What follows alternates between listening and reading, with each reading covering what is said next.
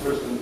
I'd like to ask the Treasury Minister whether his department has a clear and comprehensive definition of what constitutes self-employment for the purpose of income tax, and what that definition is, and what arrangements are in place to ensure that it is correctly applied. Mr. President, in order to assist individuals in determining whether they are self-employed or employed, the assessor publishes guidance and has a team of officers who are responsible for ensuring that individuals and employers pay the correct private national insurance. All individuals who wish to be self-employed must apply to the assessor, and it is only then that their employment will be categorised.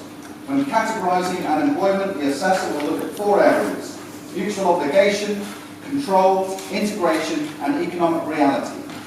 Well-established case law assists the assessor in determining how these areas should be applied to different self-employed trades, and once all the circumstances of engagement have been looked at, the assessor will determine if the individual is actually self-employed or not. If the individual or the person engaging the individual disagrees with the assessor's opinion, they can appeal against the determination. Mr. President, I'd like to thank the Minister for his precise definition. Would the Minister agree that the business model of so-called gig economy companies such as Deliveroo and the taxi app Uber are based on using thousands of self-employed contractors rather than employees? A Deliveroo saves them millions of pounds in holiday pay, sick pay and tax, while depriving their workers the right to the minimum wage. In order the Treasury closely monitor any similar potential erosion of workers' terms and conditions on the Isle of Man. Well, first thing I would say, Mr. President, is that anybody and everybody who makes a declaration to the assessor is liable to declare all forms of income on their tax return, for which the assessor will make proper judgment as to whether that income is employed income or self-employed income. The second point is the Honourable Member talks about this emerging gig economy.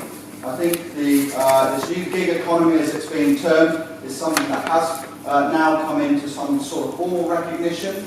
The Prime Minister of the United Kingdom has in fact asked Matthew Taylor to undertake a report into the gig economy. That report will not actually be looking at taxation implications, but will look at some of the other issues, the broader issues that the Honourable Member talks about, such as holiday pay, sick pay, unemployment, general employment rights.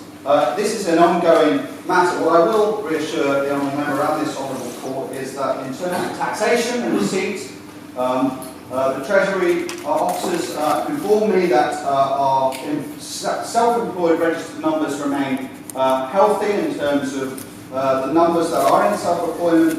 As at April 2016, we had a recorded 7,858 people in self-employment, and the latest figures show me that there are 7,883 people recorded as self-employed. But we continue to monitor this matter. Question 2, Honourable Member for Aaron Malcolm. Thank you, Mr. President. I'd like to ask the Minister for Health and Social Care if she will make a statement on the feedback received since the change in service provider for the patient transfer service.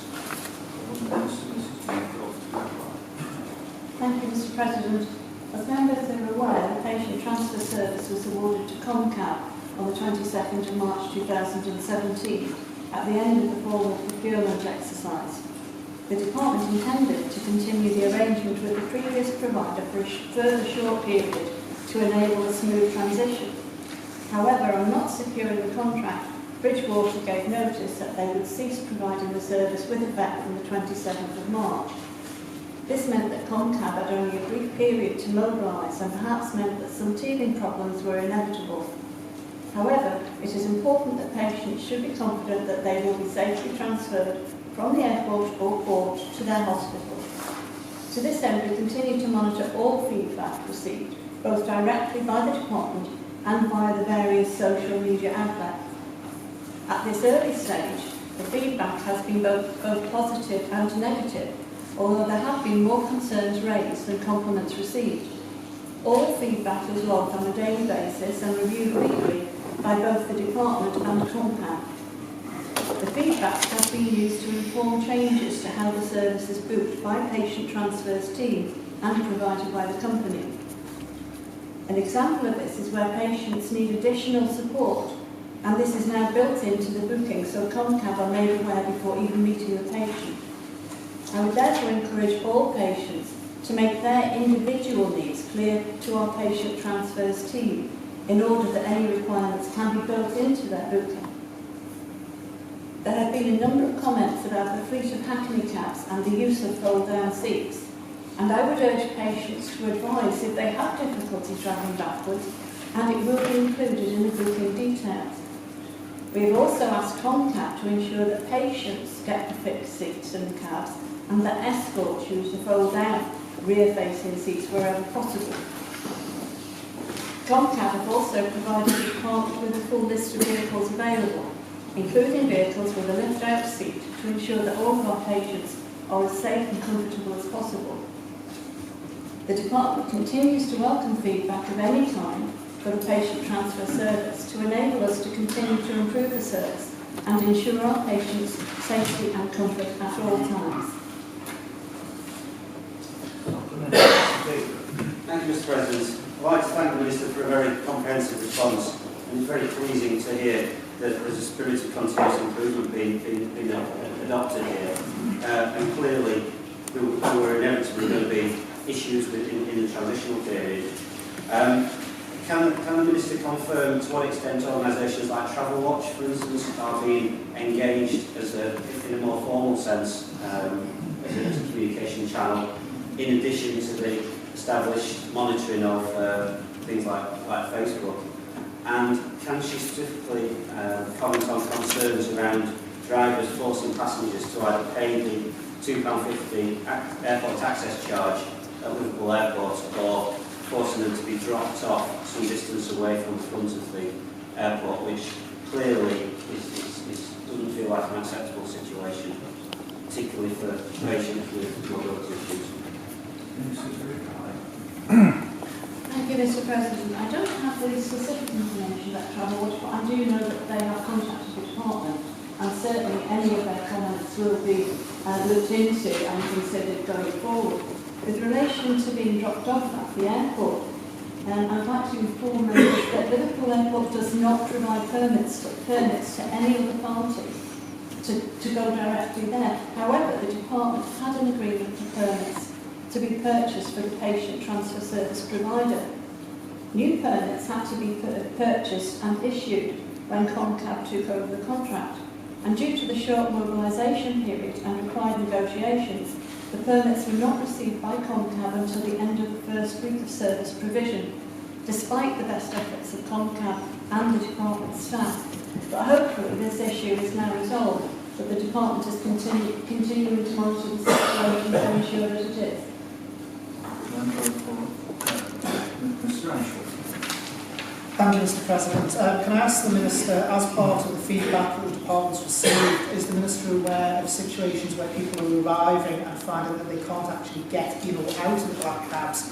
This isn't becoming apparent until obviously patients have tried the service because they're used to the previous type of vehicles used by the former provider. So can I ask the Minister where the medical need is being looked at, and it might be someone's first trip over, are doctors making any form of recommendation as to the type of vehicle the patient's travelling on, or is it a try it and see with the patient? For instance, one of my constituents who suffers from nerve damage, who actually ended up basically nearly having to be manoeuvred into the black cab in order to get them to the hospital. So will there actually be something from our end first, actually assessing whether the vehicle that's laid on is actually going to be appropriate for their first trip?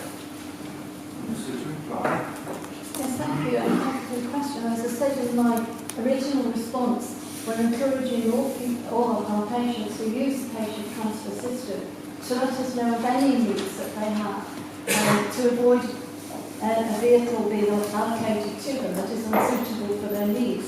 But we need to be made aware of it, and I know the patient transfer staff are trying to highlight this and ask people what their specific needs, if any, are. Thank you, Mr. President. Would the Minister confirm, do the patients and clients, do they actually have to pay for the service, or is the service have to pay by the department? Thank you, Mr. President. No, the full and services paid for by the department. Supplementary, Mr. Taylor. Thank you, Mr. President. The Minister in the original answer talks about patients, the onus being on patients to advise the department in order to advise the provider of special requirements that they may have. What processes is the department putting in place to make that easy for patients, bearing in mind that actually a lot of these patients are going for treatment because they're in difficult situations and need a good degree of support in a lot of cases. Thank you, Mr. President. Yes, some of the time we're advised on the initial form that comes from the consultant or the doctor as to the patient's requirements, but the patient transfer team are making every effort to highlight it to the other patients to say, do you have any specific requirements that we're unaware of? So we're doing our best to ensure that the patients have the access to whatever vehicle is most suitable for them. Question 3, Honourable Member for Douglas North. Mr. Ashford. Thank you, Mr. President. I wish to ask the Minister for Home Affairs what checks are undertaken to ensure when a gun licence expires or is not renewed that the licence holder is no longer keeping weapons that require a licence and that those weapons have been properly disposed of. Minister for Home Affairs, Mr. Maloney. Thank you, Mr. Speaker. Mr. President. Anyone not reapplying for a licence in this matter is required to prove they no longer possess the gun, crossbow or the ammunition which the previous licence was issued. They must furnish proof of these items have been properly surrendered, either to the police or to a licensed firearms dealer or to someone otherwise lawfully entitled to possess them. This will typically be achieved by correspondence such as copies of receipts. If adequate proof has not been provided or other concerns arise, police officers may conduct site visits on former licence holders to ensure that firearms and ammunition have been properly disposed of. Supplementary, Mr. Ashford. Thank you, Mr. President. The Minister mentioned there in his reply about properly surrendered. Can I ask the Minister what does the Department class as proper disposal? Because under the Firearms Amendment Rules 2016, it's the only requirement of someone to provide a letter detailing how they are disposed of. And I can find no reference in either the 1948 Act or the 1968 Act to actually reference an actual set process for disposal, whereas within the UK legislation, it is actually laid down. Minister. Thank you, Mr. President. I thank the Honourable Member for his observations. I can only repeat with what's in the answer that they have to either be surrendered to a licensed firearm dealer or basically sold on to somebody else who then takes the license for their issues. If they want to surrender the weapons totally, they can surrender them to the police station. And recently we had an amnesty for weapons being surrendered to be destroyed. Honourable Member for Lansing, Mr. Hooper. Thank you, Mr. President. I would just like to ask the Minister how many weapons licences were not renewed this year, and were the checks as described that were undertaken, were they all undertaken without issue? Minister. Thank you, Mr. President. The Chief Constable advised me that 966 persons who previously had licences have renewed and 12 have failed to reapply. It is likely that the police will now visit the 12 who have not reapplied to renew the gun licence within the next few days if they haven't already done so. Supplementary, Mr. Ashford. Thank you, Mr. President. The Minister mentioned there, listing off again the procedures for disposal, but we accept that again the Firearms Amendment Rules 2016 state that someone only has to provide a letter detailing how they have disposed of it, not actually laying down any procedures for disposal. Since our Acts date from 1948 and 1968, since then the UK has passed 5 further pieces of legislation in this area. So would the Minister accept our laws are beginning to get rather outdated in this area and need further review? So can I ask, is the Department planning to review the gun laws? Thank you, Mr. President. Yes, I can confirm that we are reviewing the gun laws. As the member said, that the Act is 1947 and the Shotgun Act and Crossbow Act is in 1994 and well overdue for renewal. So we are conscious of this. We recently updated the application forms and it's an ongoing procedure within the Department. Question 4, Honourable Member Mr. Ashford. Thank you, Mr. President. I wish to ask the Minister for Home Affairs what plans he has to promote the non-emergency phone numbers for emergency services. Thank you, Mr. President. Mr. President, can I begin by answering if it's an emergency, please ring 999. That is the most important telephone number anybody should know in an emergency. I'm grateful for Mr. Ashford for this question. It gives me an opportunity to highlight that the Police and Fire and Rescue Service may be contacted through routine or non-emergency matters on the following numbers. The police on 631212 and the Fire and Rescue Service on 647-300 during office hours. Both services can be contacted or information obtained via the public website addresses. And for that, it's www.iompolice.im or www.iomfire.com or through the department's website of www.gov.im/DHA. Supplementary. Mr. Ashford. Thank you, Mr. President. Can I ask the Minister for Home Affairs, does the Joint Control Room keep statistics in relation to calls in terms of whether or not the calls are appropriately put through the 999 or if they're dealing with calls which could have been better directed to the numbers that they then have to transfer? Because the police have done an absolutely wonderful job, I have to say, in promoting the 631212 number. But certainly, for instance, he's just mentioned there the fire number, Mr. President. That's the first time I've actually heard that myself. So I don't believe that it's out there in the wider public domain as much. So would the department undertake to do some publicity around this and some education as to which calls should go to 999 and which calls can be directed to these other numbers? Mr. President, I'm happy to take the members' concerns on board, and I will certainly, with regard to the fire brigade, take that back to the Chief Fire Officer. I can only emphasise that I've recently asked about what calls are kept logs of. We keep logs of all calls. All calls, 99 calls are answered within 2.34 seconds at the moment. Recently, we have now taken the control room takes all 999 calls direct. Previously, they were filtered by Manx Telecom. We no longer filter these calls. So all calls of the 999 go direct into the control room, and they are filtered within the control room. We've also recently, because of one or two problems we've had on the 631212, the Chief Constable was aware of this, and we have now changed the system, or he has now changed the system, which has significantly reduced time delays on that number. It must be remembered though, at times, if there is an emergency, the switchboards will be logged because maybe several people will be trying to make either 999 calls or indirect calls to the police station or to the fire brigade. This can often cause some type of backlog if other people try and get through. Question, Mr. Moulton. Thank you, Mr. President. In the Minister's original answer, I think I heard him say those numbers were available during office hours. Just like him to clarify, what are the office hours that these numbers were available, and what access is there for people to call emergency services with non-emergency issues that may be urgent without talking to 999 outside of those office hours? It's only the fire brigade, it's only contactable for advice during office hours. If you have a fire, please ring 999. Final supplementary, Mr. Ashford. Thank you, Mr. President. I did ask the Minister in one of the previous questions whether or not the statistics were kept from the Joint Control Room on those calls received that may not be appropriate to go through the 999. And I asked, do those statistics exist, and if so, will the Minister circulate them?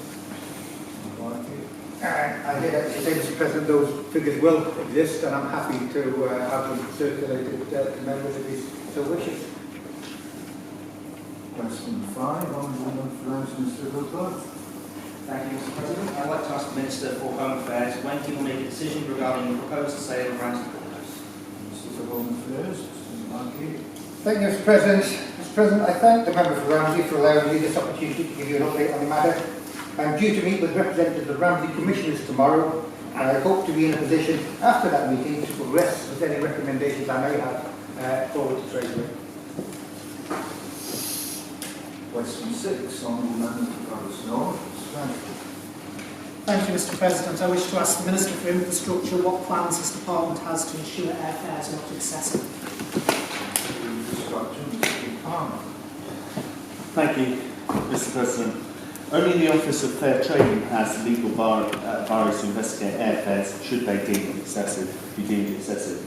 However, the Department, as the airport operator, does have a commitment in the programme of government to ensure sustainable air routes. This means that we need to strike a balance between securing a wide variety of air routes and flight times and making sure that those routes are sustainable for the longer term by securing the right number of passengers at the right fare prices. We use our airport charging regimes to encourage volume of passengers and low fare traffic. However, if the Department received public comments or complaints on airfares for a particular airline, the Department would approach the airline concerned with examples of complaints received and discuss the comments. Of course, if the prices were at a level that is not sustainable, then the number of passengers would decrease and the route would become unviable to operate and the service route would cease. Supplementary, Mr. Blanchard. Thank you, Mr. President. Can I ask the Minister, you mentioned there about sustainable air routes and also airport charging regimes. Can I ask him in relation to both of those, does he believe that open skies has actually worked as a policy and that it has had one of the consequences of which open skies was said to have would be to driving down the fares due to competition? Does he believe that has happened, or does he think that open skies has actually failed and in some cases had the opposite effect and driven prices up? Thank you, Mr. President. That's a much wider and sort of complicated answer which I couldn't get into now, except to say that in many respects, we should remember open skies in many senses has been effective. Sometimes the fares have been very low. They can vary, of course. Sometimes if we have to go on short notice, we can be impacted. There is contingency to provide contingency legislation in for a licence route, but I would for some sort of form of licensing. But I have to say, as a rule, the open skies has been reasonably effective. Thank you, Mr. President. Would the Minister agree that affordable air travel is key to our economy? And as an example of the kind of issues that the Honourable Member from Douglas has just outlined, I'm aware of an instance where airfares over TTV have increased from £92 to £420 for the same route on the following day. So what action does the Minister intend to take to address those instances like that? Thank you, Mr. President. On those issues, I am aware of those, and that's some of the issues that we'll be talking to the airline about. But I need to say that if you look at those airfares, if you take the next one, the next one or the one before, it's actually something like £66 to £44. So sometimes the market operates as the market should, and we have to take this in the round. And I think that's very important when we look at this. Thank you, Mr. President. Following directly on from that, the Minister talking about market forces, how then does he justify the huge increases at TT when, for instance, Isle of Man to Birmingham the week before TT is £84.49, practice week it goes to £265.99, TT week £271.99, and then drops back to £155.99, and the following week goes down to £100.49. So they are massive differences. How does the Minister possibly say that's market forces and not someone simply just capitalising on the fact that we have a motorbike festival on the island? Thank you, Mr. President. As I said, those sort of specific cases, we obviously will continue negotiations or discussions with the operator, so it's difficult to talk about those. But in a sense, there is a case of market forces, as I've said rightly. But you know, if you took on that very day, you took the next flight, it would be £66. You know, sometimes it talks about it's about choices that we need to make. And in some respects, if we had an airline at a fixed price, it would obviously fill up much quicker. Well, as I've said before, the Office of Fair Trading has legal powers to investigate airfares should they be deemed excessive. So that is the exact route. And it also said that if the prices were a level that were not sustainable, the number of passengers would decrease and the route would become unviable. So in essence, you know, there are measures there. Thank you, Mr. President. Would the Minister agree with me that one of the most fundamental principles of economics is the basics of demand and supply? When demand goes up, the price goes up, and when demand goes down, the supply goes down. And that what the the questioner is referring to is no more than the outworking of the normal market forces. Exactly. As I said, I completely agree with that. It is market forces. There are different things that people can do, and the market will naturally adjust. Government Central, Mr. Thomas. Thank you very much, Mr. President. Would the Minister go further than his initial remarks about the Office of Fair Trading to say that the Office of Fair Trading is working through the Environment and Infrastructure Committee, which is a member, to actually review the whole basis of competition legislation, and we'll be bringing a competition bill. And this is one instance that can be taken up in that context. And will the Minister also agree with me that the Cabinet Office, of which the Honourable Original Questioner is a member, is also looking at regulation more widely, so this is another issue that can be taken up in that process? Yes, thank you. I look forward to both the Office of Fair Trading and the competition bill and the work that the Honourable Member is doing in the Cabinet Office. One supplementary, Mr. Ashford. Thank you, Mr. President. Finally, from me, would the Minister agree that the trebling of price over TT week is certainly a market force to be reckoned with?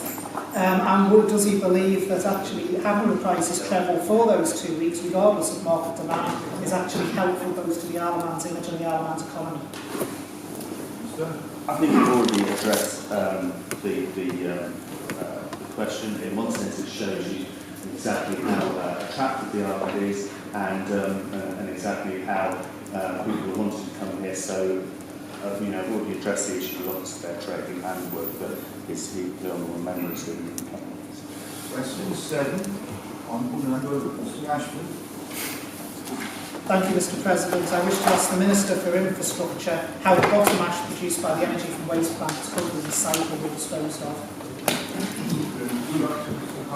Thank you, Mr. President. There are two types of incinerator bottom ash, or RBA, incinerator bottom ash, produced by the incineration of waste at the energy from waste facility.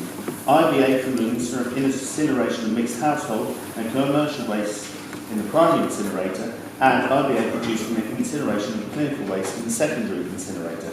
Combined, this equates to between 10 and 11,000 tonnes IBA per annum, which is the majority is primary IBA. At present, both the primary and secondary IBA are treated in the same way.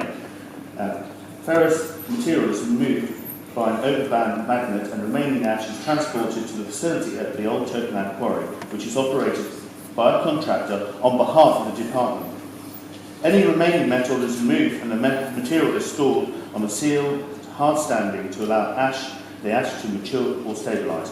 Once this period of maturing is complete, the ash is crushed and deposited in the Tynwald old quarry. The department has taken preliminary investigations into the possible use of the IBA as a secondary aggregate in road building or construction blocks. Due to the licence restrictions, only primary bottom ash could be considered for this purpose. Although not comprehensive, the initial results indicate that there are limited opportunities for the use of IBA for groundworks due to the chemistry of Isle of Man soils. There may be opportunities for further recovery of non-ferrous metals or its use in construction aggregate. All options will be considered in conjunction with the contractor before the end of the current IBA management contract in March 2020. Thank you, Mr. President. In relation to the Minister mentioning about IBA being utilised in construction activities, there was a question in this Honourable Court back in 2011, just after the contract had been signed in 2010, asking on that very topic. And it was then, I believe, told to this Honourable Court that it would be looked at. Well, we're 6 years on. So can I ask the Minister how much processed IBA as a percentage has been utilised in construction activities? Because from the sounds of it, they're still looking at it and nothing's progressed. Thank you, Mr. President. As I said, as it comes up to renewal in 2010, that will be the opportunity. And as I said in my answer, we have been looking at it. There have been, we've taken some investigation in using it for construction. But as I said, there are some limitations and there are some problems with our own chemistry, with our own soil makeup. So we are looking at that. We're looking to see if there is a market for that and where it can be used. And but even in that event that from 2020 we can use the majority of it, we would still need an ongoing contingency option for the landfill, the IBA, in the event that the material was too hazardous or to or to reuse, or there was no demand.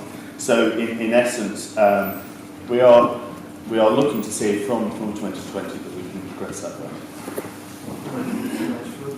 Mr. President, can I ask the Minister, is the leachate produced from the weathering of the material still pumped via ducting to a sea outfall, as was confirmed in this honourable court in 2011? And 6 years on, does he believe, if this is still happening, that method of disposal is still appropriate? Particularly on the sea outfall rather than the RVA, I'll have to come back to you on that. Question 8. Honourable Member for Arbury Castleton Blue. Thank you, Mr. President. I'd like to ask the Minister to inform what arrangements are in place to verify census data collected from residents and to what extent data collected as part of the 2016 census process was cross-checked against other sources of information available to the government before it was published. Honourable Minister for Policy and Reform, Mr. Thomas. Thank you, Mr. President. The census is an important piece of evidence collected by any government. It is therefore important that it is as accurate as possible. In order to ensure accuracy, a multi-stage approach was adopted. The first stage involved preparation, ensuring all properties were accurately recorded and all households contacted. In this respect, in 2016, government worked with the post office, etc., particularly in relation to new properties or where houses were being converted into flats. Once census forms were dispatched, government ensured a response from all addresses through multiple postal and physical visits, achieving a 99.9% household response rate. Census forms from each household were reviewed and coded by 2 different members of the census office team. Where necessary, the team carried out follow-up calls or sent letters requesting further information. Finally, data was cross-checked against other sources of personal information, such as the public electoral register, and statistical data such as school rolls, birth records, and GP registrations. A full methodological note is included in the census report with further details, and in line with previous censuses, a report will be produced to review and propose improvements for future censuses. Mr. Morehouse. Thank you, Mr. President. Following collection of the census forms in April 2016, additional letters were issued in areas such as Castletown. There was a concern that the data for the 16s could be wrong. Was the data adjusted as a consequence of this? Mr. Reply. Thank you, Mr. President, and to the honourable questioner for his question.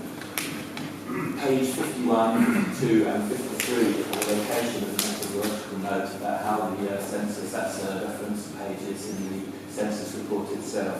In essence, there was under-reporting, particularly by under-16s.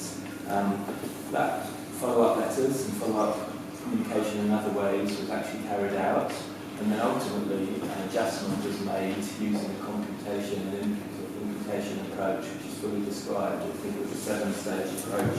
We can discuss the final part, so a 6-stage approach. We can consider the final detail of that approach if the question is so minded. Supplementary, Mr. Ashford. Thank you, Mr. President. Will the Minister agree with me that the fact the letters went out to verify the children's data actually showed that cross-referencing actually worked, that it brought up that there may be this statistical anomaly, and so that the very fact that the letters went out is actually a sign of success, not a failure? Thank you, Mr. I thank the member for that helpful question. I do fully agree. It does actually show the method working. Supplementary, Mr. Morehouse. Thank you, Mr. President. How does the impact of Easter factor into the process? In 2006, the last full census, 9 days separated the census from Good Friday. In 2016, it was 30 days. As there's this kind of sizable impact on the number of students and other people in 20s on the island of the census night. Thank you very much, Mr. President. That might well be a hypothesis that should be investigated, and I can assure the member it will be investigated as part of the review process. Mr. Cooper. Thank you, Mr. President. I'd just like to ask the Minister, have they identified the cause of the under-reporting in under 16s and what actions are taken to correct this and ensure it doesn't happen in the future? Thank you, Mr. President. Again, I appreciate the question from the honourable member from Ramsey. Yes, we were disappointed that form misunderstood the form, and that will be reviewed as it is being reviewed, and future censuses will take that into account, but then this methodology is derived. Thank you, Mr. President. Would the Minister agree that denial is a natural first response to legal change that the census decree shows? And uncertainty and confusion are also understandable. Does he also agree that it's important that we move towards acceptance and rationalisation if we're to work towards solving the enormous demographic challenge that we face? Thank you, Mr. President. Probably going beyond the original scope of the question to some extent, I do fully agree that the members made a very valuable point there. For the first time, we have actually imputed some children to make up for the limited amount of deficit in data. But the most important point coming out of all of this is that we do have issues with population, and that is why, having presented information more clearly, analysed it more fully than we have in previous years, we've now announced a white paper on population issues that we hope to come back with in October. And the most important point the question made is a completely valuable one. We have to wake up, smell the coffee, we have an issue, it's a challenge, and we've got to deal with the issue and the challenge. Final supplementary, Mr. Moulton. Thank you, Mr. President. In the budget speech, it was reported that 500 additional people have been registered to pay income tax, which gets the news. Between the 5th of April 2011 and the 5th of April 2016, the addition is 534. Was a fall of almost 2,000 people of working age identified in the census data fully assessed, and how was it done? Mr. Tynwald. Thank you very much, Mr. President, and again, I thank the member for Town Harbour and Malone for that perceptive analysis. Yes, I think it was probably in the autumn we first started trying to think through why it was that the income tax data was showing at first sight something different from the population data, and there are very good explanations which satisfy me. Won't go into them now, but it's to do with the number of people who are registered for income tax, the type of people who are registered for the processes to do with income tax, and that's exactly the sort of issue that we'll come back to with more answers from Spectre hopefully with the white paper in October. I'm absolutely sure that this topic in itself would justify a chapter in the white paper. Question 9. I'm calling for answering Mr. Tynwald. Thank you, Mr. President. I'd like to ask the Minister for positive for following the publication of the 2016 Learning Survey, what action he will take to address gender pay inequality in both the public and private sectors. Mr. Tynwald. Thank you, Mr. President. The figures in the 2016 Earnings Survey do show a growing disparity between the median earnings of men and women. This is why the programme for government includes a commitment to reduce the gender pay gap inter alia. The causes of gender pay inequality are complex and multifaceted. The existence of the gender pay gap may be caused by a range of interrelated factors, including direct discrimination, indirect discrimination, the segregation of undervaluing of women's work in the labour market, tradition and stereotyping, and the preference of men and women to work in different economic sectors. Wider responsibilities can also impact on women's pay levels. The introduction of the Equality Act is one measure that will help to eliminate gender pay discrimination by introducing the right to claim equal work for work of equal value between men and women. This will ensure jobs are fairly and consistently measured against each other. However, since direct discrimination is only one factor, the reduction in gender pay equality has to be supported by a range of other measures, public policy measures, such as encouraging women to take up careers in high-paid sectors, for instance, where they are underrepresented at present. For instance, promotion of careers in things like ICT and gaming, which is one such area of underrepresentation of women. In the public sector, a succession management group is leading work to address the issues within government and is looking to improve gender representation in senior roles, identifying barriers to promotion and mentoring opportunities, for example. It has also been recommended that maternity arrangements and flexible working are more actively promoted throughout government, and relevant training updated to include and promote quality information where relevant. And these are the other policy responses that will be needed in other areas if they're not already in place. Many other policy initiatives could be taken. And finally, it is intended that a dedicated resource will be available to support preparation for and implementation of the Equality Act, to provide advice and guidance, etc.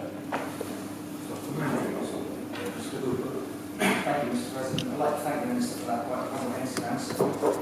Supplementary really is he referenced the programme for government, so the Minister has outlined a wide range of actions and policies that he intends to bring forward to address this issue. However, the programme for government only references the Equality Act, absolutely nothing else, none of those other actions the Minister has just mentioned. Can you please explain why that is? Minister.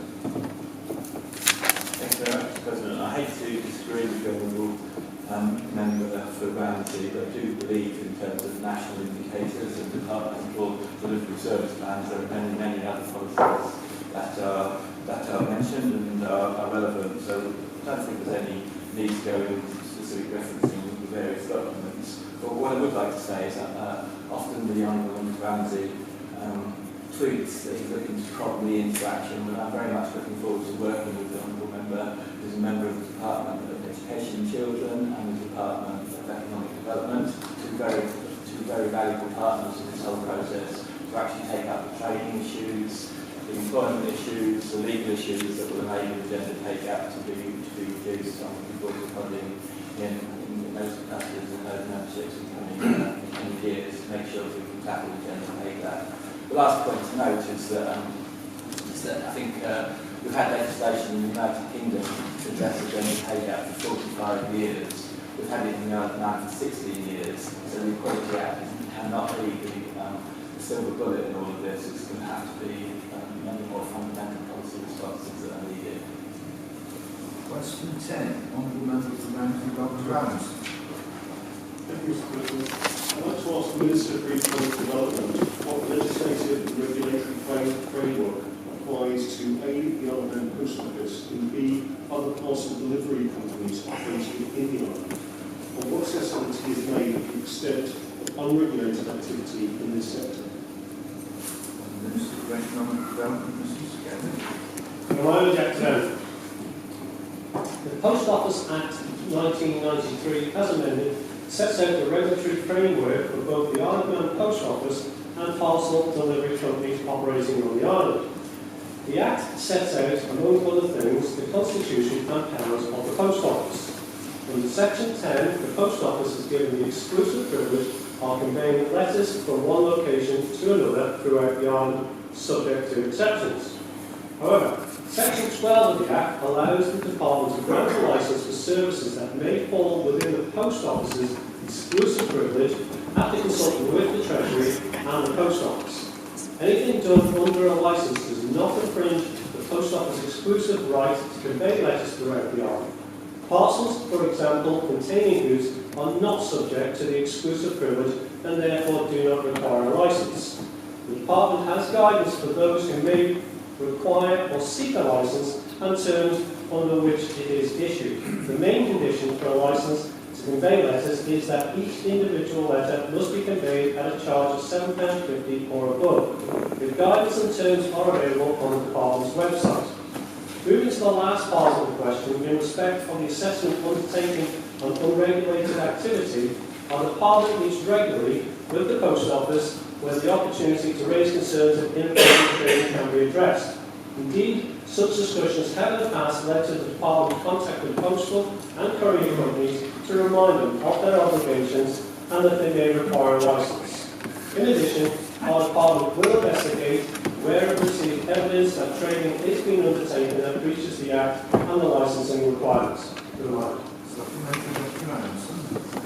Mr. President, I'd like to thank the Minister for that comprehensive reply.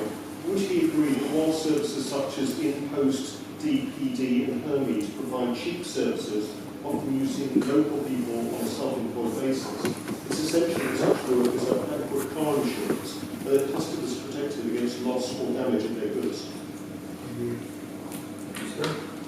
Reminder, yes, I would agree with the honourable member with regards to that issue, and indeed has raised previously taxation matters. So yes, I believe we will want to take that up with the board, the Post Office Board that is, and discuss if there is any action that does need to be taken. Question 11, Honourable Member for Douglas North, Mr. Ashford. Thank you, Mr. President. I wish to ask the Minister for Economic Development on the basis of what evidence he decided to prescribe a minimum wage lower than £7.50 for people under 25. The Minister to reply, Mr.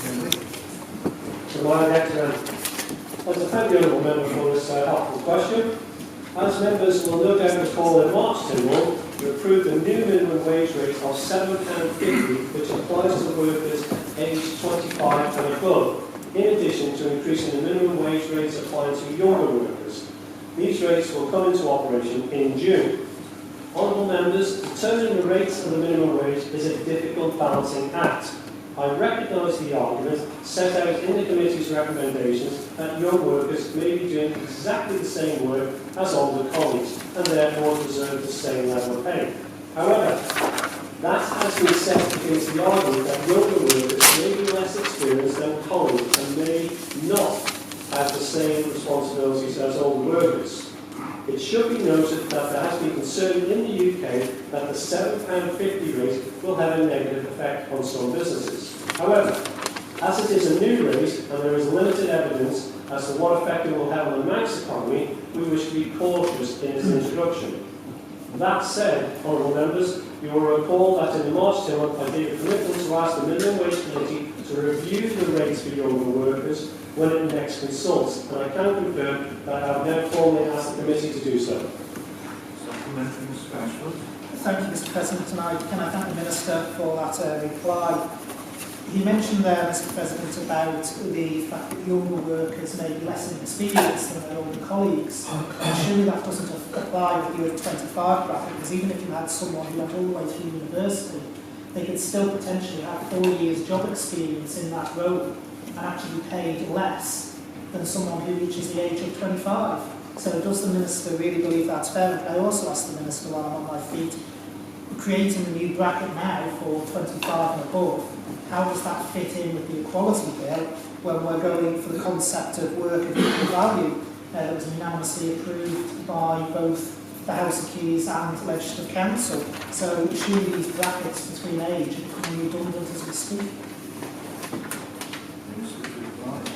Right, taking the last point first, the Equality Bill specifically exempts paying younger workers a lower minimum wage rate from the age discrimination, so effectively that is carved out from that point of view. However, going back to the point with regards to being less experienced, there is the issue with regards to potential supervision, there is the issue with regards to additional training that may be required depending on the actual sector and the industry in which the younger worker is working. In the past, they've had these bans, they have been historic. We've also introduced a new ban here of over 25, and as I stated in the original answer there, we have asked the Minimum Wage Committee to actually review those bans and see if they will be applicable in the future. Thank you, Mr. President. Does the Minister agree that the minimum wage needs to rise further, especially for the young, and that this will drive social and economic benefits for the island? Thank you, Honourable Member, for that question. Do I agree that it should rise further? Yes, only with the consent of with industry. And the process there, which is a difficult process and a tough balancing act, as stated last month in Tynwald when we did actually agree on that increase. And industry will, as always, have their conflicting views, and therefore we need to ensure that we have the appropriate balance, because we don't want to push the minimum wage up to the point where we are pushing businesses out of business too at the same time. Thank you, Mr. President. Can I ask the Minister what impression he feels it's giving out to those in the 20s age group that were effectively saying that the work done by the 846 24-year-olds on Ireland is worth less than the 889 25-year-olds? Good morning. Yes, I take the point the Honourable Member is making there. As stated previously, we will be actually reviewing it, but I do point to the fact that these bans have been in place for quite a number of years, and the situation has been acceptable and worked forward for the very reasons as stated. There are a host of different industries where it would be clearly identified that additional supervision, additional training is required for those younger people. And the other point that has been taken into consideration is that the cost actually for younger people has been less because most of those people are still living at home too. Thank you, Mr. President. What ongoing systems are in place to assess the impact on the employees of changes in the wages? Right, in terms of assistance, we do provide training and placements, and this is getting into the employment area rather than this particular band issue being with minimum wage. But the department works very actively with the Department of Education with regards to trying to provide appropriate training, and there is support mechanisms that are in place that we provide as a department in economic development.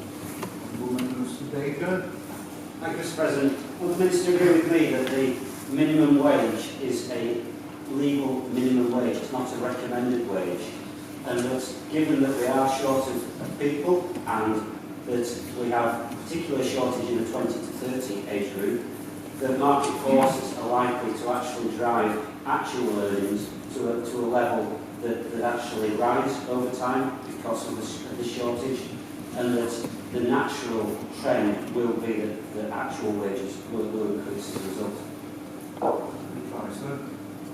Yes, thank you very much. Very helpful question.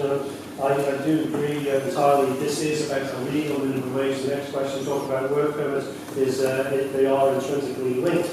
Market forces have actually determined very, very clearly, as stated in the debate last month, when we had consulted with a whole host of different industries to find very few people are actually paying the minimum wage, as it turns out. So that has been going up because of our reduction in employment, which has been very clearly going down, and that goes from all age groups for that matter.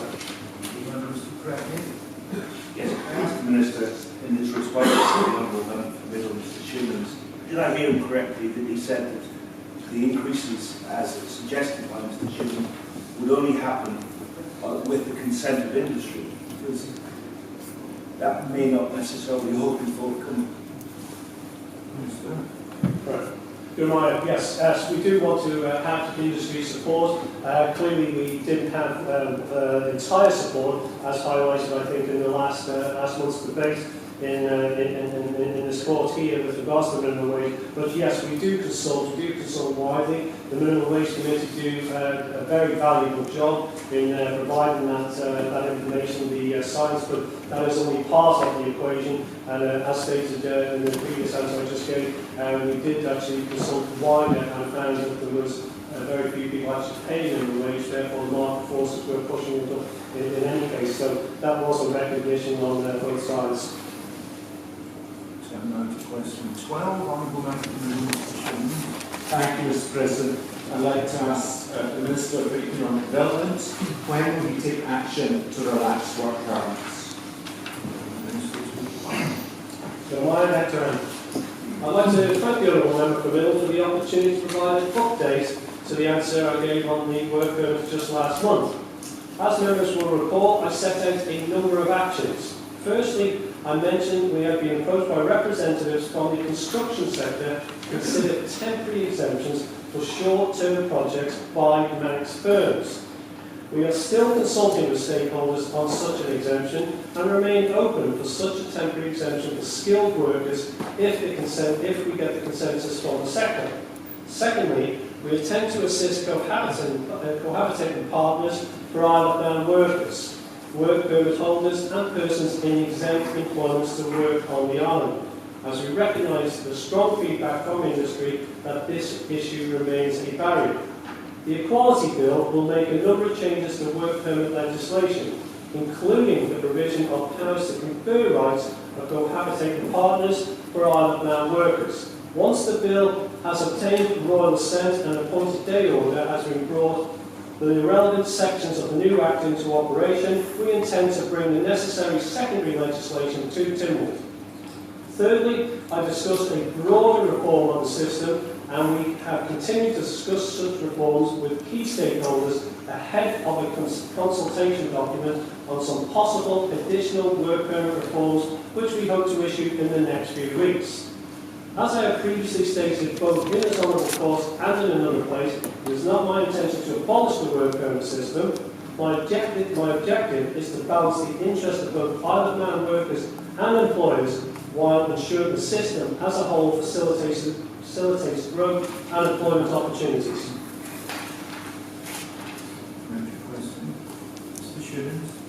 Thank you, Mr. President, and thanks also to the Minister for his response. Clearly, there's ongoing discussion on this and partners ongoing consideration. What I'm not hearing is action, and I guess that is frustrating because the census suggests that we have one of the highest dependency ratios in Europe. What would the Minister say to those who are concerned that they're sleepwalking to a demographic disaster? Good morning. Well, action. What have we had here? We've had action with regards to the hospitality industry, which I can confirm has been extremely well received by industry, whereas we brought in a temporary exemption where there was very, very clear evidence, and that's the key point when we take action, that we do have evidence before bringing something forward. And that's the first move. The second move, as stated there, we are still consulting with the construction sector, and those of us who have been around long enough will remember the work permit system was brought in for that industry in the very first instance, and clearly a very large industry on this island, albeit that has contracted of recent, and we want to ensure that we do have the support of that industry before bringing forward there. And of course, as I just stated there, the equality bill, there are enablers within there, and that's action that we have taken collectively to support. And as I state there, as soon as Royal Centres achieved, we will actually bring forward more enhancements to the work permit system and reform, as stated in my original question. Answers that. Thank you, Mr. President. I want to thank the Minister for the news on the partners, which is good news that. However, would the Minister consider fully reviewing changes that have already been made before introducing new large-scale changes? Also, could existing structures be simply adapted to enable people, for example, who are applying for jobs to apply for work permits at the same time, and to do more of the process online? Thank you. Yes, absolutely. First of all, the cohabitating partner issue is something that's been ongoing for quite some time, and very clearly with the Equality Bill and modernisation of that legislation gives us that opportunity. And some of you will recall issuing a press release just last month with regards to the e-business and ICT sector, which a year ago we brought forward an exemption to say how successful that has been, and we can identify 76 jobs were actually filled as a result of that particular exemption. What we do know is the feedback we got from that, and this is the key point, going back to evidence and data, we believe that figure would be almost 50% higher if we had the ability to deal with the cohabitating issue. So we do think that will enhance further. The Honourable Member very rightly highlights how we can enhance the system to be more frictionless, which is exactly what we're looking at with regards to reform. We have made a number of enhancements to make it much easier to apply online, much quicker, and the turnaround is very, very effective at the moment. But we are, as I say, moving towards more and more reform as we continue to go through these different issues. Supplementary, Mr. President. Yes. In relation to the ICT issue the Minister just referred to, would he agree with me that it's equally important that we demonstrate that for local young people that the opportunities to fulfil those roles will be available and will be provided as much training as possible for them to take them on in the future? Absolutely. I think the Honourable Member of the Council makes a very, very valid point about how we need to look at this skill shortage in the land and treated as a holistic manner, and very, very clearly training and education is absolutely vital. And when we brought that exemption forward last year, it was, we identified that we need to look at our young people to see what we can do there. Working with our colleagues in education, we launched an apprenticeship scheme where young people had the opportunity to join this fast-growing sector on our island. Fastest growing sector on our island, should I say. 16 people actually gained an apprenticeship there on their aptitude, not on their qualification, their academic qualification. And we're about to roll that out again. We expect another 20 to actually take that up in this particular sector. And that's one particular industry or several that we're trying to promote the vocational and apprenticeship opportunities. So we're constantly seeking those opportunities, and when we speak to industry and they tell us that of these barriers, work permits is only part of the equation, training, education and apprenticeship schemes is another part, and we are working very closely with all. Thank you, Mr. President. It is great that we're focusing on training, and it's also great to hear from the Minister in his press release that unemployment has fallen to a 20-year low. I think that's absolutely fantastic. It does still confirm what we have known for many months now, that all sectors, including public services, continue to encounter debilitating skill shortages. Training takes time, and it's right that we focus on that. What urgent action will we see over the next 3 months to relax work permits for the greater benefit of everyone? Right, after Opening up the debate. we are. I'm not going to obviously repeat myself. I've already highlighted what action we have taken, what action we are proposing. And I will just highlight there with regards to public services. Absolutely, that has been recognised, I believe, by this board. With regards to the exemptions that are in place already there, with regards to the medical industry, we're working very closely with the Department of Health and Social Care because we need to consider recruitment drives to actually fill these particular posts. The Department of Education has a shortage of teachers, and there are exemptions in that particular area too. So there's a host of different exemptions already in place, and we are adding others and enhancing that as we have, as a state, a very clear evidence to support that going forward. Turn to question 13. Thank you, Mr. President. I'd like to ask the Minister for Education and Children what the current provision is for relationship education in primary schools and for relationship and sex education in secondary schools.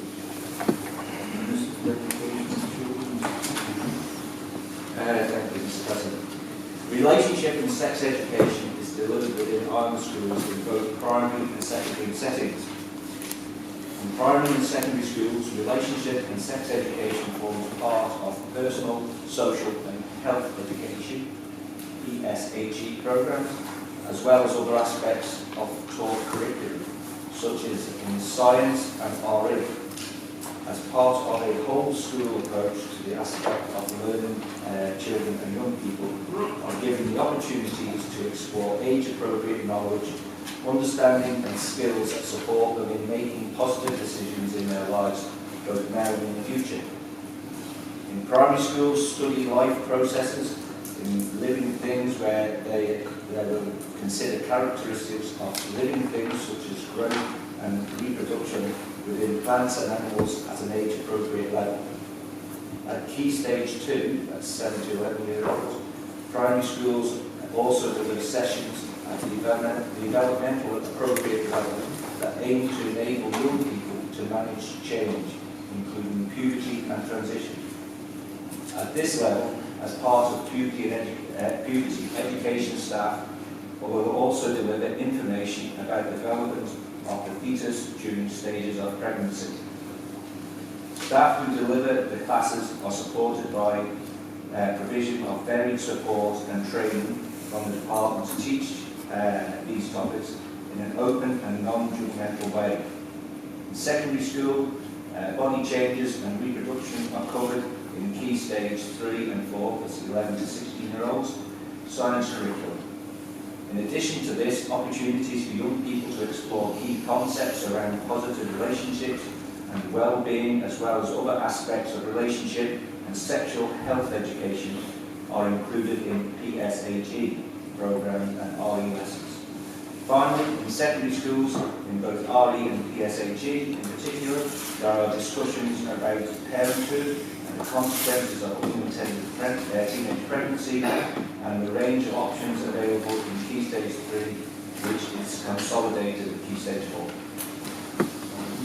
Before I comment a supplementary question, just mention that the beneficial ownership bill is being circulated for signature.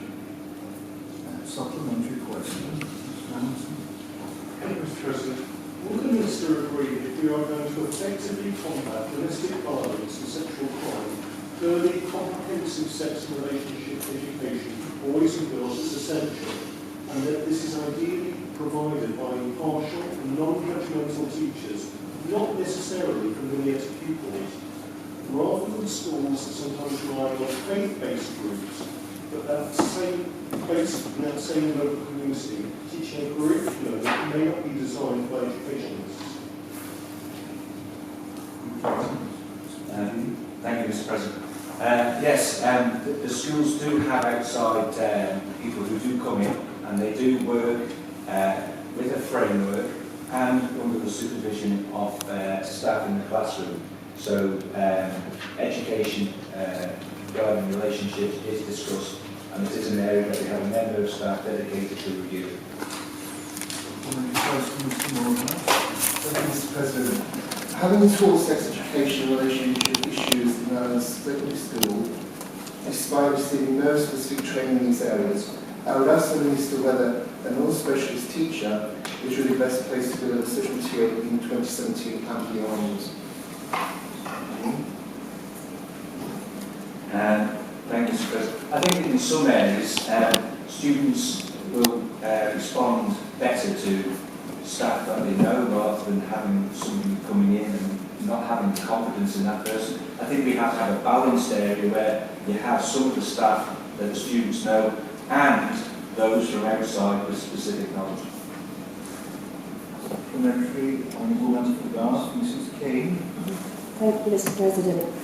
Would the Minister agree that the increased availability of pornography on the internet, accessible from home computers and phones in pupils' pockets, is influencing many teenagers' ideas of what sex should be like, something that doesn't resemble reality, and something that should be countered by open discussions in the school environment as part of a secular educational programme about sex and relationships? Is he confident what is currently delivered is accurate, is adequate? Thank you, Mr. President.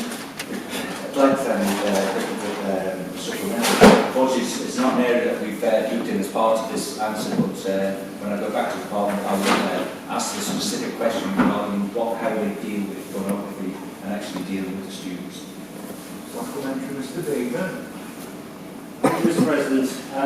Could the Minister confirm that in response to the question from the honourable questioner around faith-based groups helping with relationship education in schools, that there are no explicit religious aspects to that education? It's a programme known as Love Life, which has gone down extremely well in the secondary schools in particular, and actually it's about relationships, not about religion. Thank you, Mr. President. Yes, Scripture Union deliver Love Life, but no religion in it. Consists of approximately 6 sessions for year 10, includes delaying sex, having stable relationships. When any outside speakers are used, they are encouraged to make a written agreement with the school on content and delivery, and the member staff is always in the loop.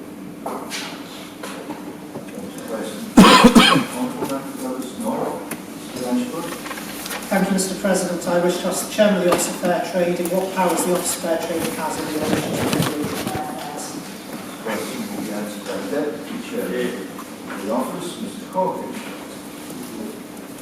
Thank you, Mr. President. Mr. President, the legal advice for the OFT, Office of Fair Trading, to investigate any practice is provided by Section 19 of the Fair Trading Act 1996. In order to be able to conduct an investigation, the OFT must be satisfied that the prices are of major public concern. I think this is alluded to by the Honourable Minister of the Department of Infrastructure in his comprehensive answer to question 6 on this similar same theme.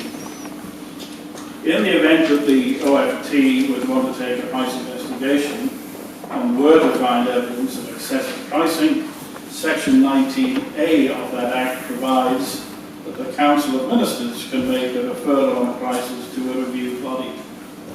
This body will determine whether prices during a specific reference period are excessive.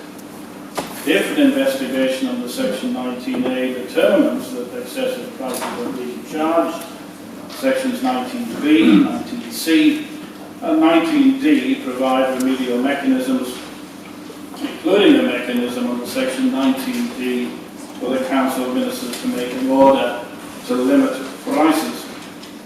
Whilst the Office of Fair Trading has the legal powers to formally investigate affairs, it would do so only if it believed that there were real concerns that prices were indeed excessive. An investigation under Section 19 is a resource-intensive exercise for the OFT and indeed for those under investigation. The Office of Fair Trading recognises that airfares are of public importance and undertakes routine monitoring of prices, which it publishes monthly on its website. The whole air travel market is, of course, also monitored by the Department of Infrastructure as operator of Ronaldsway Airport. Air travel between the island and the adjacent islands is a competitive market, albeit with a relatively small number of operators. There is no evidence that competition is failing to ensure reasonable pricing. In short, Mr. President, the Office of Fair Trading cannot regulate or have powers to regulate affairs. Thank you, Mr. President. I certainly would want the Office of Fair Trading to have wide-ranging regulatory powers in the area. I don't think regulation would be the answer. But in relation to their Section 19 powers, Mr. President, can I ask the Vice Chairman, the Honourable Member for Council, how do the Office of Fair Trading decide what is excessive? What is their measure for things becoming excessive? And again, what is the bar to be reached for public concern? We've heard a lot about market forces here today. Happy to say that market forces, certainly an MTTV time can drive the price up. So what is the measure, the bar you have to reach for the OFT to decide if something is excessive or public concern? Thank you. Quite simply, I think, Mr. President, where we would investigate would be the volume of concern regarding any item, such as airfares would be long, and that would then kick the OFT into the investigation process, if we need kicking it off. Honourable members, that brings us to the end of questions for all answered.